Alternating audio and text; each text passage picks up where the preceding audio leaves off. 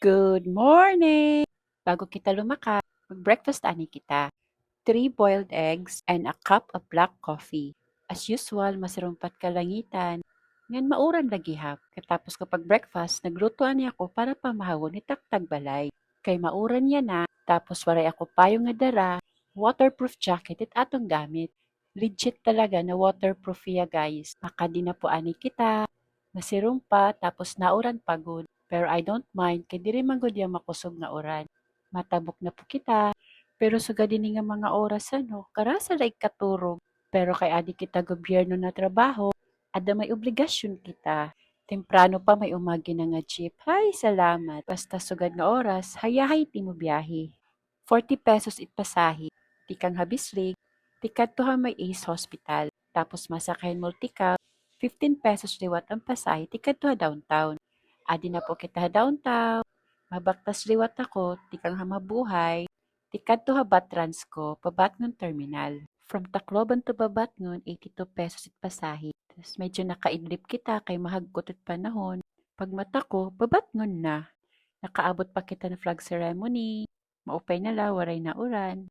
Pero dark and cloudy skies ra gihap.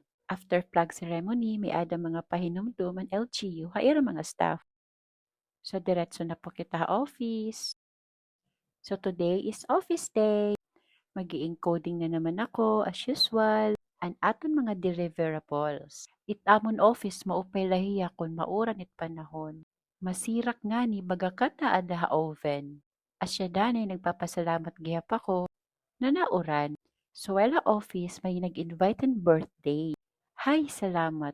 Free and lunch. Nakatipid ka na, busog ka pa. Kaupo dan ako mga workmates. After han lunch, balik na po ako sa office. Padayon aton encoding.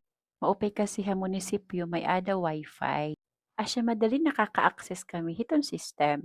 Mga few minutes later, may umabot nga client. Nag-request hiya nga ma-include hiya ditohan let passers link kay maparanking daw po hiya ha DepEd. Since dati hiya nga 4-piece beneficiary, advantage po ha ira kay priority hira makasulod ha DepEd. God bless ma'am, sana maka-item ka na. After hito, nag-resume na liwat akong encoding, tapos preparation ng akong documents.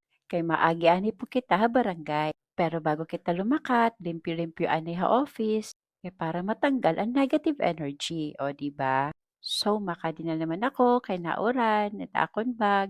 Bubutangan naton hin waterproof cover. Kay makuri na may ada ko dara nga laptop.